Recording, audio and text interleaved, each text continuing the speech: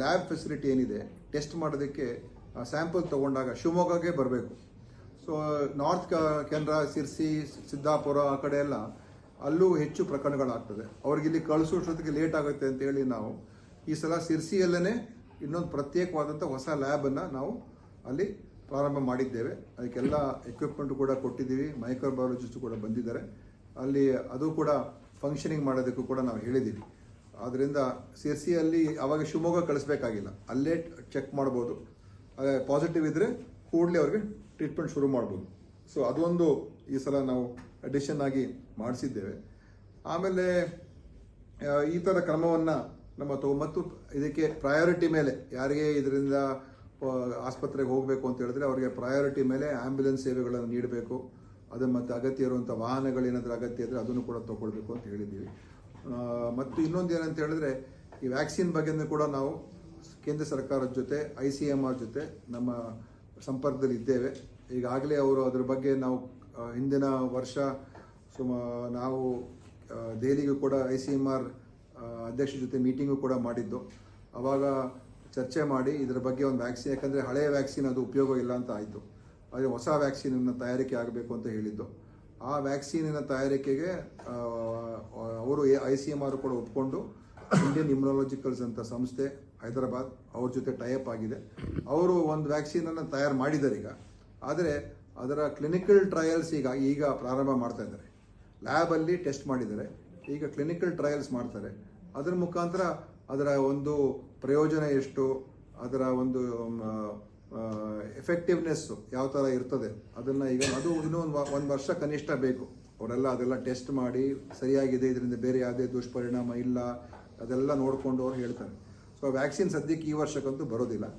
ಬಹುಶಃ ಇದೆಲ್ಲ ಸರಿಯಾಗಿ ಹೋದರೆ, ಈಗೇನು ವ್ಯಾಕ್ಸಿನ್ ಕಂಡು ಹಿಡಿದಿದ್ದಾರೆ ಸರಿಯಾಗಿ ಎಲ್ಲ ಅದು ಇದೆ ಅಂತ ಮಾಹಿತಿ ವರದಿ ಬಂದ ನಂತರ ಬಹುಶಃ ಮುಂದಿನ ವರ್ಷಕ್ಕೆ ನಮಗೊಂದು ಅವಕಾಶ ಸಿಗ್ಬೋದು. ಅದು ಈ ವರ್ಷ ಅದಿಲ್ಲ. ಅದರಿಂದ ಈಗಿರುವಂಥದ್ದು ನಮ್ಮಲ್ಲಿ ಇದನ್ನು ತಡೆಗಟ್ಟಿಸಬೇಕು, ಇದನ್ನು ನಿಯಂತ್ರಣ ಮಾಡಬೇಕು. ಮತ್ತು ಇದು ಯಾರಿಗಾದರೂ ಇದು ಸೋಂಕು ಮುಟ್ಟಿದಾಗ ಅವರಿಗೆ ನಾವು ಒಳ್ಳೆಯ ಚಿಕಿತ್ಸೆಯನ್ನು ನೀಡಬೇಕು. ಆದಷ್ಟು ಮಟ್ಟಿಗೆ ಅವರಿಗೆ ಸರಿಯಾದ ಸಮಯಕ್ಕೆ ಸರಿಯಾದ ಚಿಕಿತ್ಸೆ ನಾವು ಕೊಟ್ಟರೆ ಖಂಡಿತ ಅವರ ಬದುಕಿಸೋದಕ್ಕೆ ಸಹಾಯ ಖಂಡಿತ ಆಗ್ತದೆ. ಅನ್ಲೆಸ್ ಅವರಲ್ಲೇ ಏನಾದರೂ ತುಂಬ ಬೇರೆ ಬೇರೆ ರೋಗಗಳೆಲ್ಲ ಇದ್ದು ಅವರಲ್ಲೇ ಇಮ್ಯುನಿಟಿ ಭಾಳ ಕಮ್ಮಿ ಇದ್ದರೆ ಅಥವಾ ತುಂಬ ವಯಸ್ಸಾಗಿದ್ದರೆ ಅಂಥವ್ರಿಗೆ ಏನಾದರೂ ಇದು ಬಂದಾಗ ಅದು ಸ್ವಲ್ಪ ಕಷ್ಟ ಆಗ್ಬೋದು. ಆದರೆ ನಮ್ಮ ಉದ್ದೇಶ ಯಾರೂ ಕೂಡ ಇದರಿಂದ ಮೃತಪಡ್ತಕ್ಕಂಥ ಪರಿಸ್ಥಿತಿಗೆ ಬರಬಾರ್ದು. ಸೊ ಆ ಕಾರಣದಿಂದ ನಾವು ಈ ಸಲ ಒತ್ತನ್ನು ನೀಡ್ತಾ ಇದ್ದೀವಿ. ಆದ್ದರಿಂದ ನಮ್ಮ ಇಲಾಖೆಯಿಂದ ಏನೇನು ಮಾಡೋದಕ್ಕೆ ಸಾಧ್ಯ ಇದೆ, ಅಗತ್ಯ ಇರುವಂಥ ಔಷಧಿಗಳು ಅವ್ರಿಗೆ ನಾವು ಕೊಟ್ಟಿದ್ದೇವೆ, ಯಾವುದಲ್ಲೂ ಕೂಡ ಕೊರತೆ ಇರೋದಿಲ್ಲ. ಮತ್ತು ಉಳಿದಿರ್ತಕ್ಕಂಥ ಬೇರೆ ಏನೇ ಅವ್ರಿಗೆ ಅಗತ್ಯ ಇರುವಂಥದ್ದು ಇದ್ದರೆ ನಾವು ಹೇಳಿದ್ದೇವೆ, ನೀವು ಯಾವುದನ್ನು ಕೂಡ ಯೋಚನೆ ಮಾಡೋದು ಬೇಕಾಗಿಲ್ಲ, ನೀವು ನೇರವಾಗಿ ಅದನ್ನು ಮಾಡಿಸ್ಕೊಳ್ತಕ್ಕಂಥದ್ದಕ್ಕೆ ನಾವು ಅವ್ರಿಗೆ ಸಂಪೂರ್ಣ ಒಂದು ಸ್ವಾತಂತ್ರ್ಯ ಕೊಟ್ಟಿದ್ದೇವೆ ನಮ್ಮ ಸ್ಥಳೀಯ ಮಟ್ಟದ ಅಧಿಕಾರಿಗಳು. ಸತ್ತೋಗಿರ್ತಕ್ಕಂಥದ್ದು ಇದೆ 87.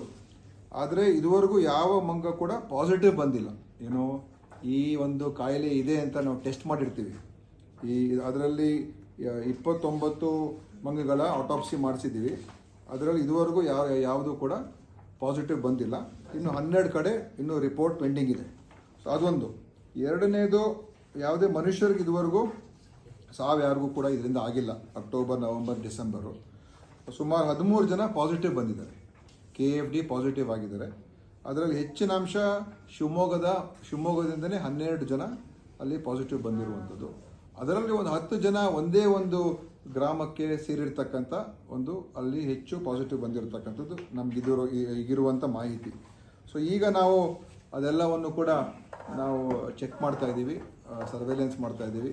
ಎಲ್ಲ ಪ್ರತಿಯೊಂದು ಗ್ರಾಮಗಳಲ್ಲಿ ಆ ಒಂದು ಏರಿಯಾಗಳಲ್ಲಿ ಗ್ರಾಮಗಳು, ಶಾಲೆಗಳು ಮತ್ತು ಬೇರೆ ಬೇರೆ ಸಂಸ್ಥೆಗಳಲ್ಲಿ ಸಾರ್ವಜನಿಕರಿಗೆ ಎಚ್ಚರಿಕೆ ನೀಡುವಂಥದ್ದು ಮತ್ತು ನಾವೇನು ಇದ್ರ ಬಗ್ಗೆ ಏನೇನು ಕ್ರಮಗಳು ತಗೊಳ್ಬೇಕು ಎಲ್ಲವನ್ನು ಕೂಡ ಅವರಿಗೆ ಹೇಳಿದ್ದೇವೆ. ಮುಖ್ಯವಾಗಿ ಏನಂತ ಹೇಳಿದ್ರೆ, ಯಾರಿಗೆ ಜ್ವರ ಬಂದಾಗ ಕೂಡಲೇ ಅವರು ಇದನ್ನು ಟೆಸ್ಟ್ ಮಾಡ್ಕೋಬೇಕು. ಇದು KFD ಈ ಒಂದು ಕಾಯಿಲೆ ಇದೆಯಾ ಇಲ್ವಾ ಅಂತ, ಪಾಸಿಟಿವ್ ಇದೆಯಾ ಇಲ್ವಾ ಅಂತ ಚೆಕ್ ಮಾಡ್ಕೋಬೇಕು. ಅದು ಇಮ್ಮಿಡಿಯೇಟಾಗಿ ಚೆಕ್ ಮಾಡಿಕೊಂಡು ಏನಾದರೂ ಪಾಸಿಟಿವ್ ಬಂದರೆ ನಾವು ಏನು ಮಾಡ್ತೀವಿ ಅಂತ ಹೇಳಿದ್ರೆ ಅವರನ್ನು 1 ವಾರ ನಮ್ಮ ತಾಲೂಕು ಆಸ್ಪತ್ರೆಯಲ್ಲಿ ಈಗ ಇಟ್ಕೊಳ್ಳೋದಕ್ಕೆ ಹೇಳಿದ್ದೀವಿ. ಮೊದಲು ಒಂದು ವಾರ ಇಟ್ಕೊಳ್ತಾ ಇರಲಿಲ್ಲ, ಈಗ 1 ವಾರ ಕಂಪಲ್ಸರಿ ಇಟ್ಕೋಬೇಕು. ಆಮೇಲೆ 1 ವಾರದ ನಂತರ ಅವ್ರಿಗೆ ನಾವು ಜ್ವರ ಎಲ್ಲ ಕಮ್ಮಿ ಆದರೆ ಅವ್ರನ್ನ ಸಹಜವಾಗಿದ್ದರೆ ಅವ್ರನ್ನ ವಾಪಸ್ ಕಳಿಸ್ತೀವಿ. ಆದರೆ ಅನೇಕ ಬಾರಿ ಏನಾಗುತ್ತೆ, ಇದು ಒಂದು ವಾರದ ನಂತರ ಇದು ಮತ್ತೆ ಅದು ಉಲ್ಬಣ ಆಗ್ತದೆ. ಸೊ ಅದಕ್ಕೋಸ್ಕರ ಯಾರ್ಯಾರು ನಮ್ಮ ಆಸ್ಪತ್ರೆಗೆ ಪಾಸಿಟಿವ್ ಆಗಿ ಬಂದಿರತಕ್ಕಂಥವ್ರಿಗೆ ಟ್ರೀಟ್ಮೆಂಟ್ ತೊಗೊಂಡು ವಾಪಸ್ ಗ್ರಾಮಗಳಿಗೆ ಹೋಗಿರ್ತಾರೆ, ಮತ್ತೆ ಅವರನ್ನು ಇನ್ನೂ ಒಂದು ಟೋಟಲಿ 21 ದಿವಸ ಕಾಲ ಅವರು ನಮ್ಮ ಆಸ್ಪತ್ರೆಗೆ ಬಂದು ಅಲ್ಲಿ ಡಿಸ್ಚಾರ್ಜ್ ಆದಮೇಲೆ 21 ದಿವಸ ಕಾಲ ಅವ್ರನ್ನ ನಾವು ಮಾನಿಟರ್ ಮಾಡ್ತೀವಿ, ಇದು ಮತ್ತೆ ಉಲ್ಬಣ ಆಗುತ್ತಾ ಇಲ್ವಾ ಅಂತ. ಅದಾಗದೆ ಹೋದರೆ ಮತ್ತೆ ಅವರು ಪೂರ್ತಿಯಾಗಿ ಇದರಿಂದ ಹೊರಗೆ ಬಂದಿದ್ದಾರೆ ಅಂತ ನಾವು ಹೇಳ್ಬೋದು. ಕೆಲವು ಸಂದರ್ಭಗಳಲ್ಲಿ ಉಲ್ಬಣ ಆದಾಗ ನಾವು ಅವರನ್ನು ಟ್ರೀಟ್ಮೆಂಟ್ಗೆ ಕಳಿಸ್ಬೇಕಾಗ್ತದೆ. ಈ ವರ್ಷ ಆ ರೀತಿಯಾಗಿ ನಾವು ಸುಮಾರು ಎಷ್ಟು ಜನರಿಗೆ ಮಂಗಳೂರಿಗೆ ಕಳಿಸಿದ್ವಿ, 4 ಕೇಸಸ್ಸು ಅದು ಸೀರಿಯಸ್ ಆಯಿತು. ಸೊ ಅವಾಗೇನು ಮಾಡ್ತೀವಿ, ಅವ್ರಿಗೆ ನಾವು ಕೂಡಲೇ ಶಿವಮೊಗ್ಗ ಜಿಲ್ಲಾ ಆಸ್ಪತ್ರೆ, ನಮ್ಮ ಮೆಡಿಕಲ್ ಕಾಲೇಜ್ ಆಸ್ಪತ್ರೆ ಅಥವಾ KMC ಮಣಿಪಾಲ್ ಅಲ್ಲಿಗೆ ಕಳಿಸ್ಕೊಡ್ತೀವಿ. ಹೆಚ್ಚಿನ ಅಂಶ ನಾವೆಲ್ಲ KMC ಮಣಿಪಾಲ್ಗೆ ಹೋಗ್ತಾರೆ, ಯಾಕಂದರೆ ಅಲ್ಲಿ ಈ ವೈರಾಲಜಿ ಬಗ್ಗೆ ಮತ್ತು ಈ ಇದ್ರ ಬಗ್ಗೆ ಅವ್ರಿಗೆ ಅಲ್ಲಿ ಸಂಸ್ಥೆಯಲ್ಲಿ ಹೆಚ್ಚು ತಜ್ಞತೆ ಕೂಡ ಇದೆ. ಆದ್ದರಿಂದ ನಾವು ಅಲ್ಲಿಗೆ ಕಳಿಸ್ತೀವಿ. ಸೊ ಇದು ಅವ್ರಿಗೆಲ್ಲ ಟ್ರೀಟ್ಮೆಂಟ್ ಉಚಿತವಾಗಿ ಕೊಡ್ತಾ ಇದ್ದೀವಿ. ಇನ್ನೊಂದೇನು ಮಾಡಿದ್ದೀವಿ ನಾವು ಈ ವರ್ಷ ಅಂತ ಹೇಳಿದ್ರೆ, ಕಳೆದ ವರ್ಷದಿಂದ ನಾವೊಂದು ಆದೇಶ ಮಾಡಿದ್ವು, ಇದರಲ್ಲಿ APL BPL ಅಂತ ಏನಿಲ್ಲ, ಯಾರೇ ಈ ಒಂದು ಸೋಂಕಿಗೆ ಒಳಗಾಗಿದ್ದರೆ ಅವ್ರಿಗೆ ಸಂಪೂರ್ಣವಾಗಿ ನಾವು ಉಚಿತವಾಗಿ ಅವ್ರಿಗೆ ಟ್ರೀಟ್ಮೆಂಟ್ ಕೊಡ್ತೀವಿ ಅಂತ. ಮತ್ತು ಇಂಥವ್ರಿಗೆ ಬೆನಿಫಿಟ್ ಏನು ನಮ್ಮ ABRK ಸ್ಕೀಮ್ ಅಡಿಯಲ್ಲಿ ಏನು ನಾವು ಆಸ್ಪತ್ರೆಗೆ ರಿಯಂಬರ್ಸ್ ಮಾಡಬೇಕು ದುಡ್ಡು, ಅದು ನಾವು ಅದನ್ನು ಹೆಚ್ಚು ಮಾಡಿದ್ದೀವಿ. ಯಾಕಂತ ಹೇಳಿದ್ರೆ ಕೆಲವು ಸಲ ಖಾಸಗಿ ಆಸ್ಪತ್ರೆಗಳಲ್ಲಿ ಈ ಅಮೌಂಟ್ ಕಮ್ಮಿ ಇದೆ ಅಂತೇಳಿ ಕೆಲವು ಸಂದರ್ಭದಲ್ಲಿ ಅವ್ರಿಗೆ ಚಿಕಿತ್ಸೆ ತೊಂದರೆಗಳಾಗುವಂಥದ್ದು ನಾವು ಕಂಡು ಬರ್ತದೆ. ಯಾಕಂದರೆ ICU ಟ್ರೀಟ್ಮೆಂಟ್ ಇರ್ತದೆ, ಕ್ರಿಟಿಕಲ್ ಆಗಿಬಿಟ್ರೆ ICU ಹೋಗಬೇಕು, ವೆಂಟಿಲೇಟರ್ಗೆ ಹೋಗಬೇಕು, ಆವಾಗ ಎಕ್ಸ್ಪೆಂಡಿಚರ್ ಜಾಸ್ತಿ ಆಗ್ತದೆ. ಅದಕ್ಕೋಸ್ಕರ ನಮ್ಮ ಪ್ಯಾಕೇಜ್ ರೇಟ್ಸನ್ನು ಏನಿದೆ ಅದನ್ನು ಕೂಡ ಈ KFD ಕಾಯಿಲೆಗಳಿಗೆ ನಾವು ಆ ಪ್ಯಾಕೇಜ್ ರೇಟ್ ABRK ಪ್ಯಾಕೇಜ್ ರೇಟನ್ನು ನಾವು ಹೆಚ್ಚು ಮಾಡಿದ್ದೀವಿ. 2022 ಪ್ರಕಾರ ಏನು ರೇಟ್ಸ್ ಇದೆ ಅದನ್ನು ನಾವು ಈ ಸಲ ಅಳವಡಿಸೋದಕ್ಕೆ ಹೇಳಿದ್ದೇವೆ. ಅದಕ್ಕೆ ಆದೇಶವನ್ನು ಬಹುಶಃ ಜನವರಿ ಆದಷ್ಟು ಶೀಘ್ರದಲ್ಲೇ ಒಂದು 2ನೇ ತಾರೀಕು ಇಶ್ಯೂ ಮಾಡ್ತಾರೆ. ಅವ್ರದ್ದು ಮೀಟಿಂಗ್ ಇದೆ, 2ನೇ ತಾರೀಕು ಇಶ್ಯೂ ಮಾಡ್ತಾರೆ. ಅದು ಆಗಬಾರ್ದು ಅಂತ. ಮತ್ತು ಎಲ್ಲರಿಗೂ ಕೂಡ APL BPL ಅಂತ ಯಾವುದೇ ವ್ಯತ್ಯಾಸ ಏನಿರೋದಿಲ್ಲ. ಪೂರ್ತಿಯಾಗಿ ನಾವು ಅವರಿಗೆ ಟ್ರೀಟ್ಮೆಂಟನ್ನು ಎಲ್ರಿಗೂ ಫ್ರೀಯಾಗಿ ಕೊಡ್ತೀವಿ. ಮತ್ತು ಪ್ರತಿಯೊಬ್ಬರು ನಮ್ಮ ಅಧಿಕಾರಿಗಳಿಗೆ ಪೂರ್ತಿಯಾದಂಥ ಮಾಹಿತಿಯನ್ನು, ಪೂರ್ತಿಯಾದಂಥ ಒಂದು ಇದನ್ನು ಗಮನ ಕೊಡ್ತಕ್ಕಂಥದ್ದು ಮತ್ತು ಟ್ರ್ಯಾಕ್ ಮಾಡುವಂಥದ್ದು ನಮ್ಮ ಅಧಿಕಾರಿಗಳು ಮಾಡಬೇಕು ಅಂತ ಹೇಳಿದ್ದೀವಿ.